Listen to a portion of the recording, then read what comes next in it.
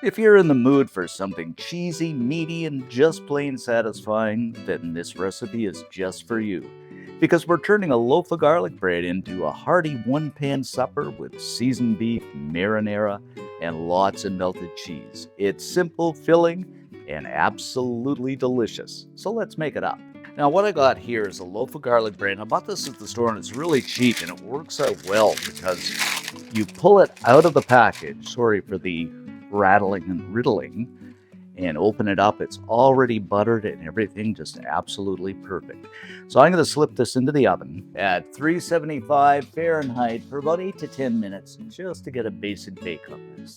Well, that's baking up. I'm going to go into the old cast iron pan with a pound of medium ground beef, and we'll grab up the old breaker upper thingy and just break this up a little bit, and we'll stir and fry this until it's basically no longer pink and cooked through. Now, I'm calling this a breaker upper thingy because I really have no idea what to call it, but people seem to like that name. But if you know, leave me a comment. After about 8 minutes, going to pull our garlic bread out. We got a little bit of a crust on there, and that's exactly what we want. So we'll just let this cool for a few minutes.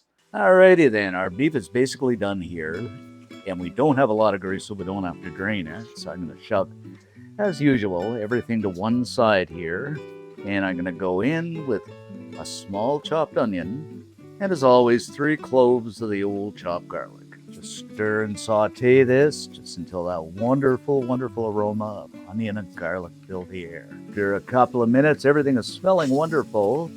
So I'm just going to mix everything together. And like I keep saying in every video, or just about every video, that's the beauty of a cast iron pan. You got so much room to work with. Next off, we're going to season things up with a bit of salt.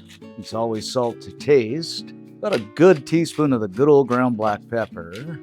And because I love this stuff so much, and we are a bit on the Italiano side here, so I'm going to go in with a good heaping teaspoon of Italian seasoning, maybe a touch more. A tablespoon of Worcestershire sauce that I just love for that depth of flavor. And half a teaspoon of paprika, and that gives it kind of that earthiness. And this is the smoke, that's what I always use. And last but not least, half a cup of some good marinara sauce. Just give this a stir around until everything comes together nicely. And actually, guys, this is smelling good right now. And the reason you might be saying, Dave, that's not a lot of marinara sauce. Well, no, it's not, but we want that garlic bread to kind of tuck in there. We don't want it all soaked up with sauce. So this is going to, believe me, this is going to be perfect. At this point in time, our garlic bread is cool and it is looking and smelling good. So what I'm going to do is I'm going to cut this into, I'd say about 1.5 inch chunks, something like this. And then we'll just grab this up and we'll just kind of tear it off like that so we get some good rustic chunks in there. Oh, this is going to be so, so good.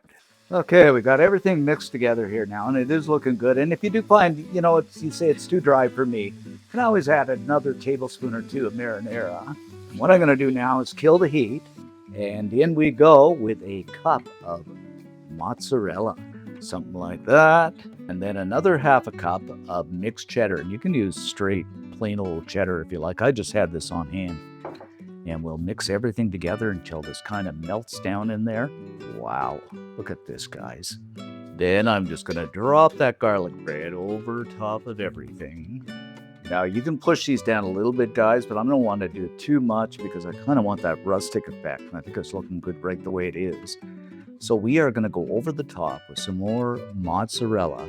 And I've used about 1.5 cups in total here. 1 cup in and mixed it together, and then the other half a cup or so over the top. And you don't want to cover this completely because you want that rustic bread sticking through and some of that meat, but you do want that gooey pull on it. So this is looking good, probably right about here. And to really finish things off, I'm just going to spread a little bit of the old Parmigiano over that. Oh. Now back into the oven we go, for about 25 minutes until everything is warm and bubbly. Well, we're baking up there, guys. My usual thing, the weather check. I mean, just look at it. I mean, I want to cry. It's April 8th and it snows covered the ground again. I don't know what is going on. I don't know. I just want to hide in a cave somewhere. Anyway, just let me know. I hope it's warm and sunny down your way.